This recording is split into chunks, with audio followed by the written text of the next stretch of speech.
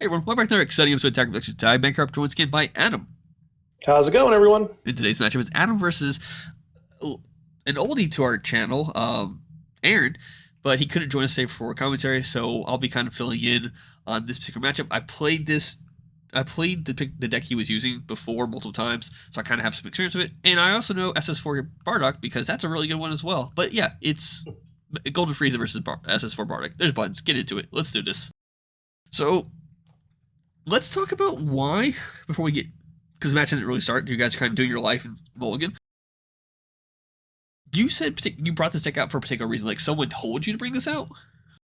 Yeah, I'm going to be doing my kind of first online regional, and I was toying with using Zamasu kind of as an anti-meta choice, and Jake actually said, well, you're actually really good with the Rainbow Bardock deck. You should probably do that. So I thought I'd dust off the cards and bring it back out, and it went really well. I think that this is actually the finals or one of the final matches. This is round 3, yes. Yeah, and I think that that's pretty telling about this this Frieza deck, that someone who hasn't really been around for a while is able to come in with this build and do pretty well. Well, I will say Aaron's very familiar with Golden Frieza, primarily because he used to play a limited line version back in the day. And this is actually Chase's build of the deck, which goes more into using the Unison, the Icarus Unison, if I recall correctly, to kind of bring back a 1-drop, make it a skillless, but then he can use the Legion's ability still to proc its effect to send it back and reset energy, so it gets multiple effects out of it, which is pretty nice. So initially, he plays a battle card, gets a draw off it, use the Legion's ability to send it back, and then plays Icarus, and then brings it back to the field, so that way he can do it again next turn, which is pretty cool. Yeah, it draws an insane amount of cards, this deck. The downside to that, though, is that whenever he goes to proc that auto, it will open a window timing for you to play up, I think it's Bardock is the red one. It's been a bit. Yeah, the red Bardock. Yeah. So, like, it opens up counterplays a lot more frequently by doing that, but we'll see what happens. So you both established a Unison. Yep, and as I mentioned before, this deck really does well against Unison heavy decks. So that I know that if that Icarus stays on the board long enough, it's going to really give him a lot of advantage, and I can't let that happen for too long. And, I mean, yeah, especially when you awaken. I think it's either the second or third one where it just rips a marker on leader swing, so you can swing towards the Unison. The auto will take a marker, and I think the attack still goes through because it wasn't by damage. Yeah, and if you have a Unison on the board that has 3 markers, I can get rid of all 3 of those between the Gohan that goes into energy and rips a marker, and then my leader swing rips a marker, and then if I'm swinging at the Unison, that'll take a third marker. For sure. And before we go much further, what's up, Fluff? What up, everybody? So here Aaron's kind of establishing the stuff. You took care of his 1-drop battle card by, like you mentioned, playing energy. And that's I say all the time, I'm a fan. Like, AOD is my favorite deck when it comes to like just good archetype set decks. SS4 Bardock is also a very close second because the energy can be played to your advantage so well. Like, there was a match I played before where I charged to neg one, I Roshi to bring up and put it back down to neg it, and then I played another card like on the field that did a neg. Like, just being able to clear board or unisons, it's just so much fun. Yeah, and this is really big. Me getting this SS4 Gogeta out turn 3 is really nice because it gives me a really scary threat. And I like making sure that people are afraid of me. It's my favorite pastime. So I kind of glazed over by accident. Aaron did kind of like go after your Unison, and it does give you a draw advantage. So in a way, it's kind of worth it. Yep. It's just one of those things like It's a 2 cost. Like it's a 2 cost unison for me. So if I have another one in hand, I'm going to let it die. But if I'm low on cards, I'll usually try to defend it a little bit more. Yeah, it's just one of those things where like you have to choose what's more important. Do I risk swinging attacks to my opponent's leader, or do I focus on a potential threat in a turn or two from now? Absolutely. But as you guys see in his energy, um, this figure deck does obviously play the Gohan package from set 19. I think it is, might have been 18. Um, but using the Z leader, the Gohan, the pants to get the double attacks and whatnot. So, Yep. but you did Me make too. work of his unison, so now he's in a different spot. Which, using Frieza's call comes in handy, because he can use the leader's ability, awaken, pay 2 energy or something, and then use the leader's ability again if he wanted to. So yeah, like I just said. Yeah, I think it's interesting that the set one. Actually, I think it's a starter deck. Goku restands 2 energy on swing, and this one makes you pop a card and so that you can restand 2 energy. I think that's Bandai does a lot of that where you've got mechanics that mirror the anime, which I really appreciate about this game. I Did I see a Turles in Aaron's energy? Yeah. Yeah. That's a good question. That's a good question. Because those are locked to Saiyan leaders. Yes, they are. I don't know if he played that during this match. Hopefully, No, I didn't see it. Yeah, Okay. I didn't see it come up in the match. But no, and that might have been why he charged it. It's quite possible because this is Chase's deck. This isn't Aaron's deck, and it's quite possible that Chase had changed a few cards without realizing it. Let Aaron borrow it. Aaron saw it, and that's why he charged it right away because he can't play it. I was sitting beside you guys, and I saw this use hit the board, and I was very intrigued because I normally see this one obviously it in a Topo Lock deck, but you can still do the -1 to I guess control your opponent's swings, but at the same time it doesn't hurt SS4 Bardock. Aaron was just showing that you chose a real good card to send back because he was going to play that as soon as he could. Yeah. Yep, I've had pretty good luck with that SS4 Vegeta. I don't see this Vegeta Unison of Fury sticking around very long. Now, before you hopped in, we were talking about how well this deck can just rip markers. It is ridiculous. Yeah, that's exactly the point that I was making. Like, Aaron is just going to lose out a ton by having cast that. It's almost like a wasted turn. I can't tell right now how many markers it has on it, but I can only guess 2. Not many. Not many. Maybe it's a 1. It depends if he activated the effect, the -1 on it.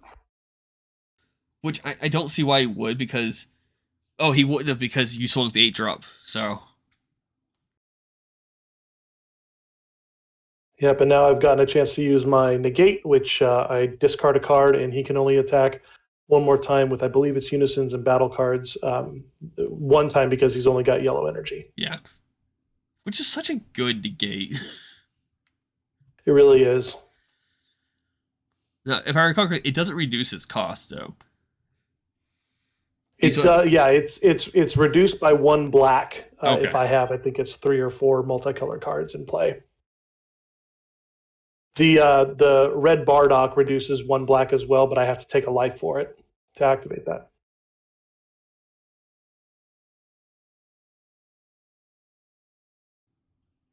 So that would not. Okay, cool. I was like, he should be in rest mode, by the way, but because it doesn't, I think it specifies Frieza's army, and technically the tokens don't have tags. Yeah, that's why he brought it back out. Yeah. There you go. He was fixing the marker for what it was at. So the question is he going to get another swing on you, or just leave it how it is? Okay. It's one of those things where I don't know if I would want to get you at 4 life. Yes, at this case, he's at 3, you're at 5. But once he gets that damage in there, now you're open to super combos because you are playing the Vegeta super combo, if I recall correctly. That's correct. Yep. And I would just take this hit. Yeah. Yep. And I did mention earlier, Aaron has been technically out of the game since set 18. He just randomly he'll come to the shop, hang out with us, and play. So him not Z charging, I don't actually see a Z deck though, so that might be why. Did he have it off the mat? Because obviously he did play a Z battle card. Yeah, I think that I didn't see a whole lot of cards in the Z battle area, but I think it did play like 3 or 4 at least.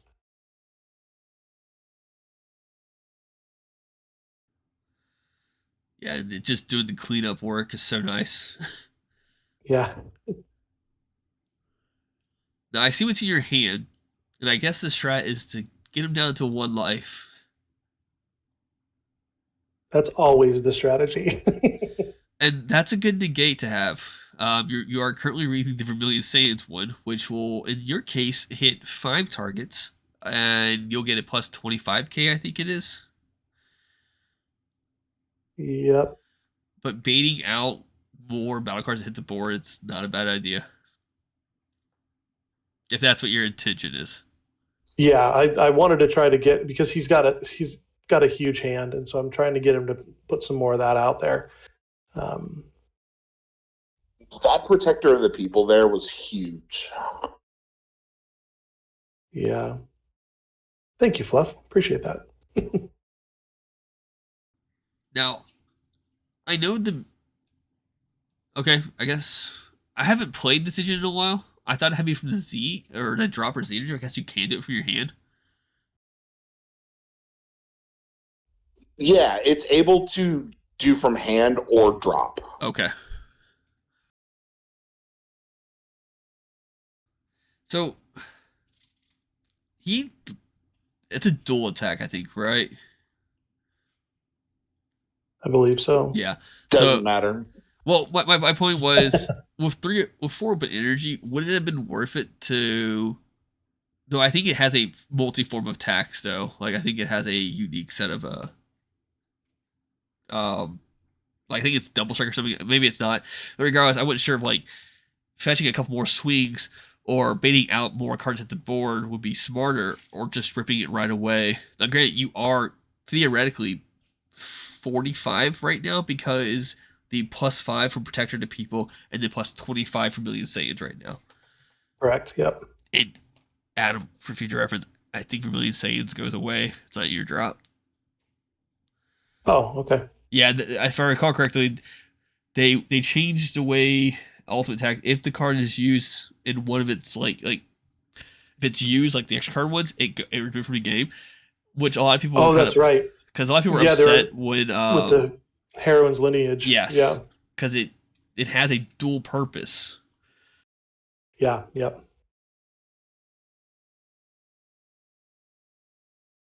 So Mass Saiyan. Yay, I get to use my super combos. Yay.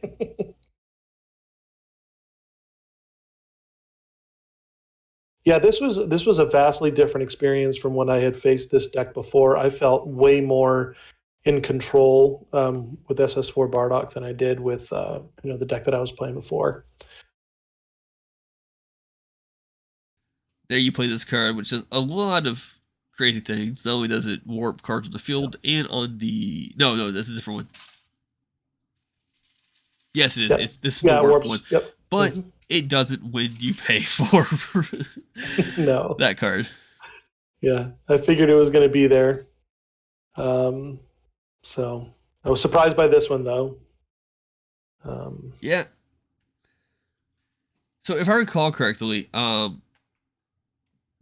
Mass Saiyan, it stops people from playing cards without keyword skills. Correct. Yeah, 15k or less. So was it mainly just for future turns on the Frieza's call and stuff? Okay. Or maybe establishing a unison. Mm-hmm. So right here, he would have to do attacks. He did tap 2 energy for some reason, though.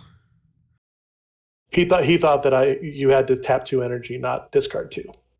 So I told him no. Okay. So he still ends up doing it.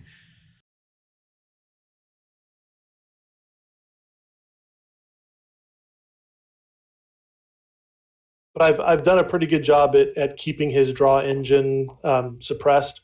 So that tax is going to start really making a difference here. Having that Black Mass staying out. Yes.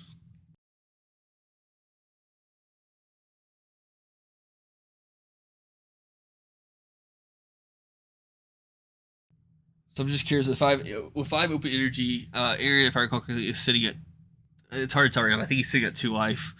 My curiosity is like, because he can't be here with us today to kind of talk about it, but where is he at? Like, mentally, like, he left 5 energy open, which could be anything, but we've already peeked your hand already and kind of see what you have, you know? My guess is that Aaron has nothing in hand to play. At least nothing that is going to impact the current state of the game. Now, unfortunately, okay, well, BMS actually, if I recall correctly, will not hit Mecha Frieza, because if I recall correctly, counterattack is considered a... Right, which is why I put my hand up. I was saying, oh, no, I'm wrong about that. Okay. The counterplay is good. Well, I do want to say, Aaron would have chosen to negate first, played the card, then your auto would proc. Mecha Frieza is actually gone. Because that card warps 2 cards on the battlefield, right? Oh, it does, yep. Yeah. Just for future reference. I don't think it's going to make a difference from what I'm seeing right now, but... Yep. I think he might be on 1 life, and that's why I'm maybe going in. You could be going in, if he, like I said, where I have the camera right now, it's kind of hard to tell, but you do have enough energy to play the TID drop, though. I do. Okay, he did. Who's at 1 life? Okay, so yeah, I mean, yeah, you can see there he's got a Final Flash and a SS4 Vegeta. Not a lot he could play. Yeah, it's not enough, unfortunately. But with that being said, thank you, R2. Keep in mind, there's buttons down below, links in the description. Check them out. Thanks for tuning in.